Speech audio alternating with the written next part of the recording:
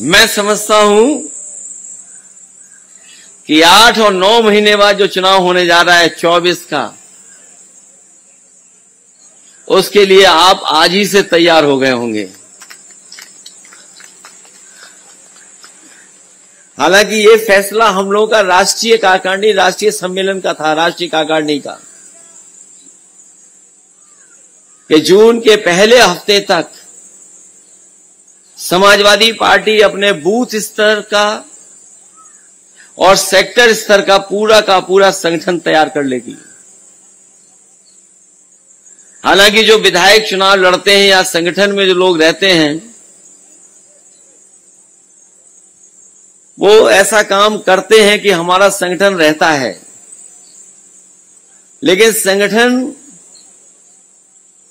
पूरी तरीके से बना हो और जब जरूरत हो संगठन की,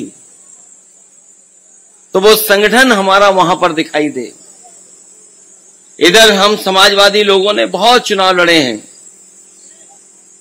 और हो सकता है हमारे किसी न किसी वक्ता ने ये बात रखी होगी कि कहां कमी रह गई हमारी, कहां पर हम लोगों से चूक हो गई। और जब यहां से भाषण चल रहे होंगे तो जो जागरूक कार्यकर्ता है वो सोचता है और मन में ही ये विचार करता है कि हाँ, ये शायद कमी रह गई थी। और कई बार कार्यकर्ता ये भी सोचता है कि जो बात कही जा रही है उसमें कुछ छूटा जा रहा है। इसलिए समाजवादी पार्टी का ये जो लोक जागरण कार्यक्रम हो रहा है, हमारे लोग जाने, हमारा कार्यकर्ता जाने समझे कि हमसे कहां चूक रह गई, कहां कमी रह गई। सोचिए, पीछे मुड़ करके देखें 22 का चुनाव, जिस किसी ने भी टीवी खोला होगा या समाजवादी पार्टी के बारे में जानकारी की होगी और जनता में रहकर के जो उत्साह देखा होगा, उससे तो यही लग रहा था कि समाजवादी पार्टी इस बार सरकार बनाने जा रही है। जो लोग अधिकारियों से संपर्क रखते हैं, जो कभी कभी अधिकारियों से तालमेल भी थोड़ा बना लेते हैं, वो जानते होंगे कि चुनाव से पहले कैसा उनका व्यवहार बदल गया था। उन्हें लग रहा था कि समाजवादी सरकार आ रही है, इसलिए अपना व्यवहार बदल लिया था उन्होंने। लेकिन जब सरकार नहीं बनी तो बताओ, व्यवहार बदल गया कि नहीं? फिर व्यवहार बदल गया। जब उन्हें लगा कि सरकार बनने जा रही है तो व्यवहार दूसरे तरह का था, और जैसे ही सरकार नहीं बनी तो उनका व्यवहार बदल गया। और हम लोग तो जिस कार्यक्रम में आए थे, जब मैंने मैदान देखा पूरा, उस मैदान में मैं कई बार आया हूं, उस मैदान में आप लोग कई बार गए होंगे। अक्सर उसी मैदान में हेलीपैड बना करता था, लेकिन इस बार जब हम लोग मैदान में आए थे 22 के चुनाव में, हेलीपैड कहीं और बना था। मैंने पूछा कि यह हेलीपैड इतना दूर क्यों बना? कहा कि पूरा मैदान भरा पड़ा है, जगह नहीं है। और जब मैं मैदान में पहुंचा था तो पूरा मैदान भरा पड़ा हुआ था, खचाखच। चारों तरफ लोग दिखाई दे रहे थे। क्या बाउंड्री, क्या पेड़ और क्या सड़कें, सब भरी पड़ी थी। और मुझे कहने में कहीं कोई बात नहीं, मुझे खुशी इस बात की थी कि मैदान के दाईं तरफ पूरा हमारा सिख समाज खड़ा हुआ था। इतना समर्थन कभी सिख समाज ने नहीं दिया जितना पिछली बार समाजवादी पार्टी के साथ सिख समाज से लेकर के हर समाज खड़ा दिखाई दे रहा था। लेकिन जब रिजल्ट आया, जब रिजल्ट और परिणाम हम लोगों ने देखा, जो जन समर्थन देखा, उसके विपरीत हमें परिणाम दिखाई दिया। शायद ये उत्तर प्रदेश का पहला चुनाव होगा, जनता बदलाव चाहती थी, जन समर्थन समाजवादियों के साथ था, लेकिन जब परिणाम आया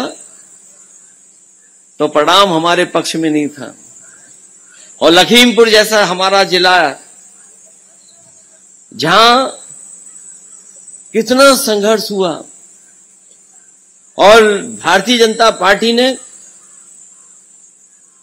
तो अन्याय का प्रतीक बना दिया था। वो थार जो अन्याय और अत्याचार की प्रतीक बन गई थी। हम लोगों ने जो परिणाम देखा, परिणाम दूसरा निकला।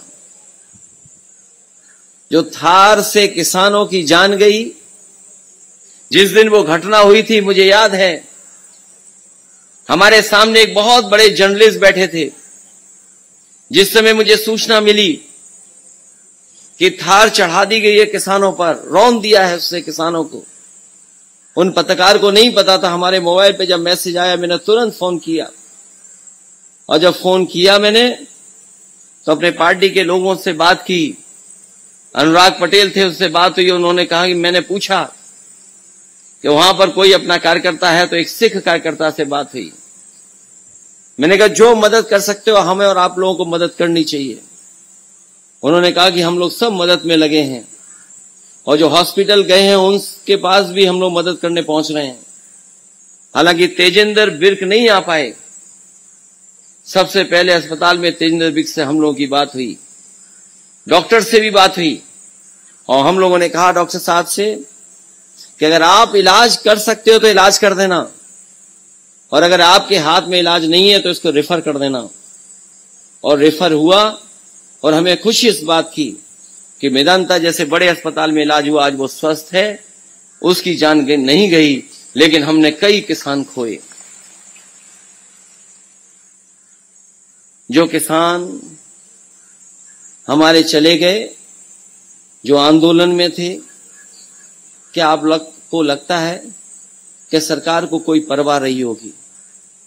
ये सरकार ऐसी है जिसको कोई परवाह नहीं है। थार से किसान कुचल दिए, कोई परवाह नहीं उनको। 700 से ज्यादा किसान आंदोलन में जान दे दिए, उनकी जान चली गई। बताओ सरकार पर कोई फर्क पड़ा हो तो बता दो।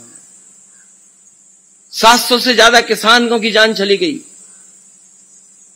लेकिन सरकार को कोई परवाह नहीं। बस आए, उन्होंने कहा कि हमसे गलती हो गई, हमें ऐसे कानून नहीं लाने चाहिए थे, इन कानूनों को हम नहीं समझा पाए, जिसकी वजह से हमारे किसान हमारे खिलाफ खड़े हैं। कानून, काले कानून वापस हो गए। काले कानून केवल इसलिए वापस नहीं हुए कि जान चली गई, वो इसलिए भी वापस हुए क्योंकि बीजेपी के लोगों को पता था कि उत्तर प्रदेश और पंजाब और अन्य प्रदेशों में चुनाव है, और अगर ये काले कानून वापस नहीं हुए तो पूरे के पूरे किसान उनके खिलाफ खड़े हो जाएंगे और मतदान कर देंगे। इसीलिए उन्होंने काले कानून वापस ले लिए। क्या आपको लगता है काले कानून वापस होने के बाद उनकी नीयत साफ हो गई होगी? या हमारे किसानों को यहां जितने बैठे लोग हैं सब पे खेत होंगे, सबने गेहूं पैदा किया होगा। बताओ आपका किसी का गेहूं सरकार ने खरीदा हो तो हमें बता दो आप। यहां जितने बैठे लोग हैं, और मुझे नहीं लगता कि सरकारी खरीद का जो लक्ष्य था उस लक्ष्य तक भी पहुंच पाई हो सरकार, तो बता दो। जो काले कानून से वो चाहते थे वो कानून नहीं लाए, लेकिन सरकार ने लाइसेंस दे दिया। और आप जानकारी कर लेना, जिन कंपनियों के लिए वो काले कानून लाए गए थे, उन्हीं कंपनियों ने आपका पूरा का पूरा गेहूं खरीद लिया। केवल लखीमपुर का नहीं, पूरे उत्तर प्रदेश का गेहूं पहुंच गया उन्हीं के पास। अगर सरकार ईमानदार है तो बताओ सरकार ने कितनी गेहूं खरीद की है? कोई आंकड़ा उनके पास हो तो बता दें। और मैं जानता हूं यहां बहुत सारे जागरूक लोग हैं, प्रोफेसर श्री पवार जी भी हैं। बताओ श्री पवार साहब, कहीं गेहूं खरीदा गया हो तो बता दो।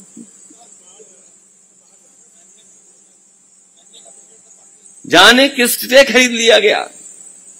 और ये बात बड़े जिम्मेदारी के साथ कह रहा हूं, जिनके लिए वो काले कानून लाए जा रहे थे, उन्हीं बड़े उद्योगपतियों ने सब गेहूं खरीद लिया। हमारे लोग सोचते होंगे हमें क्या फर्क पड़ता है, हमें तो जो बाजार भाव था पहले से ज्यादा मिल गया। लेकिन सवाल यह है कि अगर सरकार चाहती तो हमारे किसानों को मुनाफा मिल सकता था, ज्यादा एमएसपी पे खरीदा जा सकता था। लेकिन उन्होंने मुनाफे के लिए और कारोबार के लिए प्राइवेट बड़े बड़े उद्योगपतियों को लाइसेंस देकर के पूरे उत्तर प्रदेश का गेहूं खरीदवा दिया। और जब वो खरीद लिए हैं, हालांकि बाबा रामदेव जी का गेहूं तो आटा नहीं चल पा रहा है, वो अपना जब से क्षेत्र बदले हैं, मुझे नहीं लगता उनके बाजार में कितना शेयर होगा उनके आटे का। लेकिन जो और कंपनियां हैं उनके आटे का शेयर बढ़ता चला जा रहा है। इधर आटा खाने वाले लोगों की संख्या बढ़ गई है, जो पैकेट का आटा खा रहे हैं। जो पैकेट में बंद बिक रहा है उसके खरीदने वालों की संख्या बढ़ गई है, क्योंकि हमारे शहर की आबादी बढ़ गई। जो हमें मुनाफा किसानों को देना था, हम लोगों ने किसानों को मुनाफा इन बीजेपी वालों ने नहीं दिया, बल्कि वही मुनाफा कैसे उद्योगपतियों को मिल जाए उस दिशा में इन्होंने काम किया। गन्ने का भी भुगतान नहीं हो पाया। बहुत बोला होगा हमारे साथियों ने कि गन्ने का भुगतान नहीं हुआ किसी का। जो कहते थे 14 दिन में भुगतान हो जाएगा, कई महीने से इंतजार कर रहे हैं किसान भाई, अभी तक उनका भुगतान नहीं हो पाया है।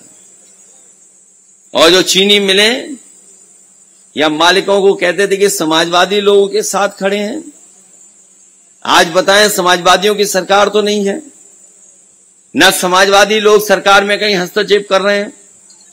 आखिरकार जो वादा किया था भारतीय जनता पार्टी ने कि 14 दिनों में हम किसानों का भुगतान कर देंगे, हमारे किसानों का भुगतान अभी भी नहीं हुआ है।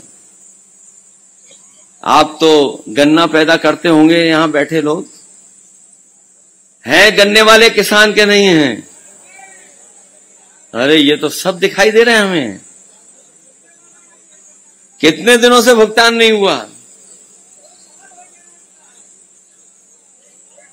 कोई कह रहा है 1 साल। बताओ, 1 साल पीछे चल रही है सरकार। और ये सरकार तो कह रही है हमारे पास कई इंजन हैं, कई इंजन। मुख्यमंत्री जी ने कह दिया ट्रिपल इंजन। और देखो, जब से ट्रिपल इंजन बोला मुख्यमंत्री जी ने, ट्रिपल इंजन उड़ीसा में भिड़ गए कि नहीं भिड़ गए?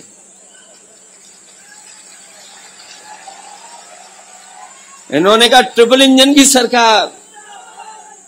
हमें लगता है इन्हें पहले ही पता था ट्रिपल इंजन भिड़ जाएंगे वहां पर। कितने लोगों की जान चलेगी बताओ? अभी भी संख्या नहीं सही बता पा रहे हैं। और कहते थे ट्रेन में कवच है, कवच। आपको पता होगा बीजेपी के सरकार के जो मंत्री थे, वो सरकार कहती थी कि ट्रेन में ऐसे कवच लगाए हैं, इलेक्ट्रॉनिक कवच हैं इसके अंदर, कि अगर ट्रेन पीछे से आएगी तो भी सिग्नल मिल जाएगा, और अगर आगे से इंजन टकराने के लिए आएंगे तब भी सिग्नल मिल जाएगा। बताओ उड़ीसा में वो कवच कहां चला गया? वो बीजेपी ने कवच नहीं बनाया था, वो भारतीय जनता पार्टी की भ्रष्टाचार का कपट है, भ्रष्टाचार का कपट। और भ्रष्टाचार की वजह से ही वो टकरा गई। और सरकार अगर जागरूक होती, क्योंकि सरकार जानती है कि सरकार के सभी सिग्नल फेल हुए थे, जो टेस्ट हो रहे थे उसमें फेल हो रहे थे, और इलेक्ट्रॉनिक डिजिटल इंडिया का कवच फेल हो गया। दिल्ली वालों का कवच फेल है, और उत्तर प्रदेश वाले जो हमारे लखनऊ में बैठे हैं, बहुत दावा करते हैं कि वो सरकार डबल इंजन और ट्रिपल इंजन की है। जो लोग जागरूक होंगे वो जानते होंगे। बताओ, अभी तक डीजीपी अपना नहीं दे पाए ये लोग। ये पहली सरकार है, आजादी के बाद ये पहली सरकार होगी जिसके डीजीपी कार्यवाहक हैं। जो भी डीजीपी बन रहा है लखनऊ में, वो कार्यवाहक है। और एक नहीं, ये तीसरे कार्यवाहक डीजीपी हैं। डीजीपी मुख्यमंत्री जी अपना नहीं बना पा रहे। अगर कोई प्रदेश का मुख्यमंत्री अपना डीजीपी न बना पाए और सरकार को कहते हैं डबल इंजन है, तो कार्यवाहक अगर डीजीपी बन रहा है तो इसका मतलब यह है कि लखनऊ और दिल्ली के जो इंजन है वो आपस में टकरा रहे हैं। हमारे पत्रकार साथी भी हैं, लखनऊ से आए हैं। बताओ, डीजीपी है क्या परमानेंट? और कार्यवाहक डीजीपी क्या करेगा? कभी आपने सोचा ये कार्यवाहक डीजीपी क्यों बनाए जा रहे हैं? कभी आपने सोचा इस बात का?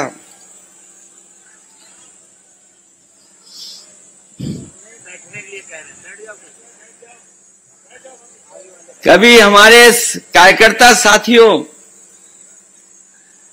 आपने सोचा कि कार्यवाहक डीजीपी क्यों बनाए जा रहे हैं? कार्यवाहक डीजीपी इसलिए बनाए जा रहे हैं कि सरकार मन मर्जी से अपना काम करवा ले।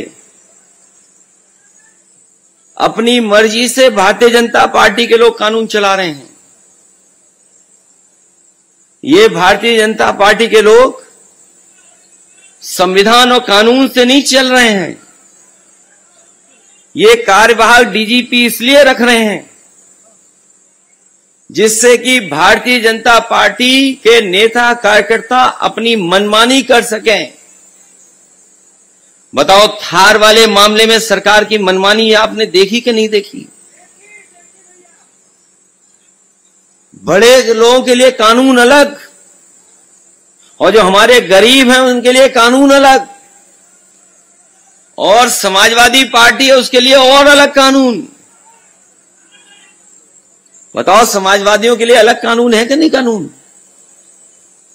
अगर समाजवादी पार्टी के लोग न्याय भी कर रहे होंगे तब भी उन्हें आरोप लगाएंगे, लेकिन भारतीय जनता पार्टी के बड़े बड़े लोग हैं, उन्हें कोई कानून से लेना देना नहीं। और केवल एक थार का उदाहरण नहीं बताना चाहता हूं मैं आपको। अभी हमारे पहलवान, अंतर्राष्ट्रीय पहलवान, हमारे आपके घर की बेटियों की तरह वो बेटी हैं। न्याय के लिए उन्हें कितना बैठना पड़ा धरने पर।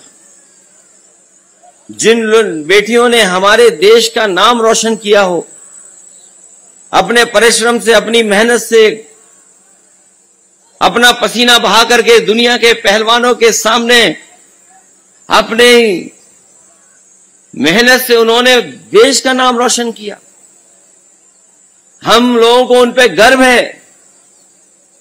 और सोचिए, उनको बचाने के लिए पूरी सरकार एक साथ खड़ी थी कि नहीं खड़ी थी? अभी क्या आपने वो टीवी, अखबार और सोशल मीडिया पे नहीं देखा ये चीजें? सब सरकार खड़ी उनके साथ, पूरी सरकार खड़ी उनके साथ। इतने नारियों का, बेटियों का किसी सरकार ने अपमान नहीं किया होगा जितना भारतीय जनता पार्टी की सरकार ने उनका अपमान किया है। और हमारे यहां तो एक सांसद हैं, वो भी कमाल के सांसद हैं, वो क्योंकि बीजेपी के हैं। अपहरण करने वालों को छुड़वा ले आए, चौकी में पुलिस को पीटा। रात में भारतीय जनता पार्टी के सांसद अपने गुंडे और तमाम दबंगों को लेकर के गए और ऐसी पिटाई की पुलिस को समझ में नहीं आया किधर भागे। उन्हें अगर कहीं बुलडोजर खड़ा मिलता होता तो शायद बुलडोजर के पीछे खड़ी होकर के पुलिस बच जाती। लेकिन वह बुलडोजर भी नहीं था कोई। अगर बुलडोजर होता तो शायद पिटने वाली पुलिस उसके पीछे छिप जाती, तो बीजेपी के सांसद से बच जाती। और पुलिस ने जो दर्ज किया है मुकदमा, उसमें पुलिस को पता ही नहीं है कि वो पता कहां है उनका। क्या आप ये कल्पना कर सकते हो कि किसी सांसद का पुलिस को पता ही ना पता हो? ये स्थिति है। इसलिए हम आपसे कह रहे हैं कि ये जो कार्यवाहक डीजीपी इसलिए बनाए जा रहे हैं कि वो अपनी मर्जी से अन्याय कर सकें और अपनी मर्जी से भारतीय जनता पार्टी के लोगों को, उनकी गुंडई को, उनकी हरकतों को, वो जो अन्याय जनता पे कर रहे हैं, और भारतीय जनता पार्टी के नेताओं का, कार्यकर्ताओं का मनोबल बढ़ा रहे हैं। इसलिए मैं कहना चाहता हूं आपसे, जो आंकड़े बताते हैं, जो उत्तर प्रदेश के आंकड़े बताते हैं, ये लोग जो कह रहे हैं कि एनकाउंटर से कानून व्यवस्था ठीक हो रही है, अभी तक उत्तर प्रदेश में, क्योंकि कार्यवाहक रखना है इन्हें, अपनी मनमर्जी की पुलिस रखनी है, सरकार कहती है कि कुल एनकाउंटर अभी तक 10,900 हो गए हैं। जब हम और आप लोग बातचीत कर रहे हैं, हो सकता है 100 और बढ़ गए हों, जो आंकड़ा थोड़ा पुराना हो सकता है। तो कुल एनकाउंटर सरकार बताती है कि लगभग 11,000 हुए हैं। एनकाउंटर में घायल 5,000 से ज्यादा हुए हैं। एनकाउंटर में मौत लगभग 200 हुई हैं। और दुख की बात है कि जब से भारतीय जनता पार्टी की सरकार आई है, कस्टोडियल डेथ सबसे ज्यादा हुई है। 2,000 से ज्यादा भारतीय जनता पार्टी की जब से सरकार आई है, कस्टोडियल डेथ हुई है। और एनकाउंटर जो हो रहे हैं, जो घायल हो रहे हैं, आप देखिए हमारी पुलिस कितनी निशानेबाज है। जो एनकाउंटर में घायल है, ज्यादातर की टांग में गोली लगी है।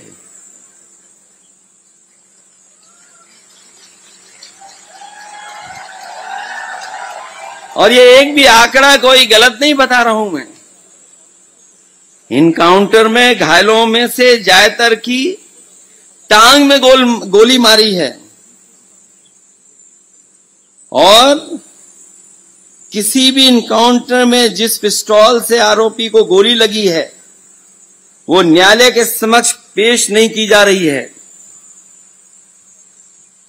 अभी तक न्यायालय के सामने सब नहीं पेश हो पा रही हैं। किसी भी एनकाउंटर में जिस पिस्टल से आरोपी को गोली लगी, वह न्यायालय के समक्ष पेश नहीं की जा रही है। तो सोचिए कितना अच्छा निशाना है। सीधी गोली टांग में ही लगती और कहीं नहीं लगती जाकर के।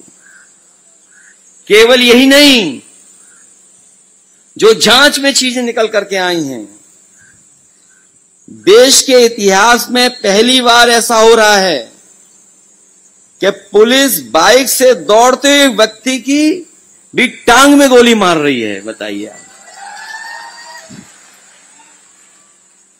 समझ गए क्यों कार्यवाहक डीजीपी चाहिए? क्योंकि पुलिस ऐसे निशानेबाज बन गई है कि मोटरसाइकिल से भी वो जानती है टांग में कैसे गोली मारनी। और मुझे याद है कि सबसे पहले एक जिम ट्रेनर नोएडा में, वो किसी बहन अपनी शादी से लौट करके आ रहा था, किसी पारिवारिक शादी से। पुलिस ने घेर लिया और पुलिस को अपने नंबर बढ़ाने थे, इसलिए गोली मार दी। पुलिस को लगा कि ये मर गया, इसको अपराधी घोषित कर देंगे, लेकिन लोग आ गए, वो जिंदा रहे, जिंदा बच गया, इलाज हुआ, लेकिन आज भी व्हील चेयर पर है, आज भी वो अपने टांगों पर नहीं चल पा रहा है। न केवल वो जिम ट्रेनर, बल्कि आपको याद होगा कुछ दिन पहले गोरखपुर में एक व्यापारी व्यापार के लिए गया था, कारोबार को करने के लिए, और वो कारोबार के साथ साथ गोरखपुर देख रहा था। पुलिस होटल में गई, मार मार करके उसको मार दिया। बाद में हंगामा हुआ, पुलिस को जेल जाना पड़ा। अभी कुछ दिन पहले कानपुर देहात में आपको याद होगा, बलवंत सिंह एक कारोबारी था। एक कारोबारी, वो अपना कारोबार करता था, कोई शिकायत हुई, पुलिस ने उसको उठा लिया और थाने में इतना मारा कि उसकी जान चली गई। हम लोगों ने कहा इसकी मदद करो। बीजेपी के सांसद, बीजेपी के विधायक, उन्होंने कहा मदद करो। करोड़ों की मांग की, सरकारी नौकरी की मांग की, लेकिन नहीं दी उन्होंने। न मदद की सरकार ने, न उसके परिवार के लोगों को सरकारी नौकरी दी। क्या वो बात आप लोग भूल जाओगे? एक ब्राह्मण परिवार की मां और बेटी, बुलडोजर से उसका घर गिरा दिया, आग लगा दी और जिंदा जल गए। बाप और बेटा देखता रहा कि उसकी मां और बहन जल रही है, लेकिन उसके बावजूद भी कोई मदद करने नहीं आया सामने प्रशासन और शासन। इसी तरह पुष्पैन झांसी में पुलिस से कुछ लेन देन का झगड़ा हो गया, पुलिस ने उसका फर्जी इनकाउंटर कर दिया, जान चली गई। सबने आंदोलन किया, सब लोग गए, हम लोग गए, पूरी पार्टी रही वहां पर, लेकिन न्याय नहीं मिला। उसे कोर्ट जाना पड़ा। कोर्ट से एफआईआर दर्ज हुई। 1-1.5 साल से कोई कार्रवाई नहीं हुई पुलिस वालों पर। और उसके बाद उसकी पत्नी ने कहा था कि अगर मेरे पति के हत्यारों को कोई सजा नहीं होगी, मुझे न्याय नहीं मिलेगा, तो मैं आत्महत्या कर लूंगी। 1 साल 2 साल इंतजार किया उसकी पत्नी ने, नहीं न्याय मिला, उसकी पत्नी ने आत्महत्या कर ली। सोचिए, ये हो रहा उत्तर प्रदेश में। केवल यही बातें नहीं रुकती। एक मुरैना का नौजवान, गुर्जर समाज का,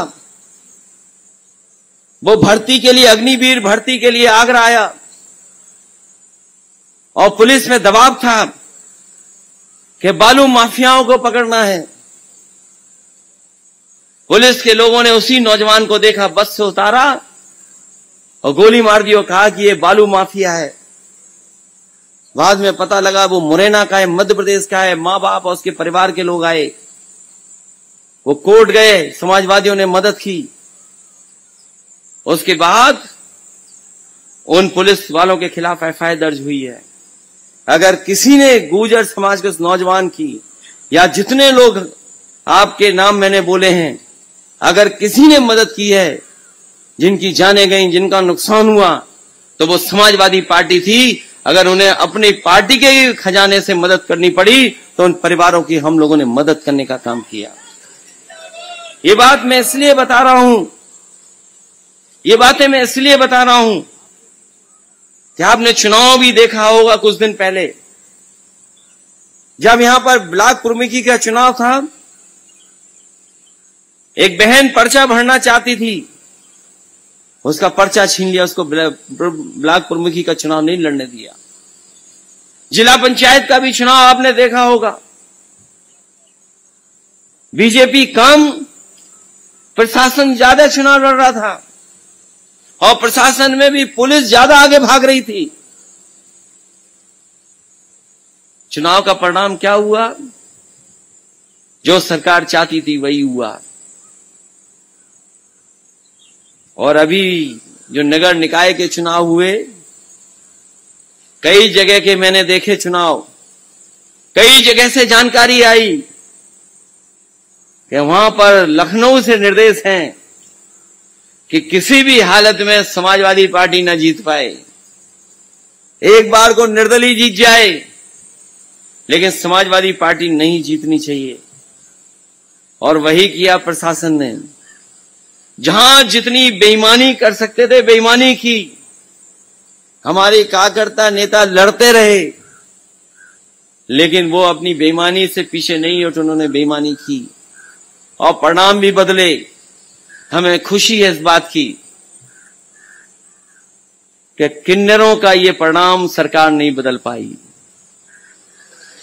याद होगा चंदौली का चुनाव, जिन्होंने अपने व्हाट्सएप टीवी पर देखा होगा।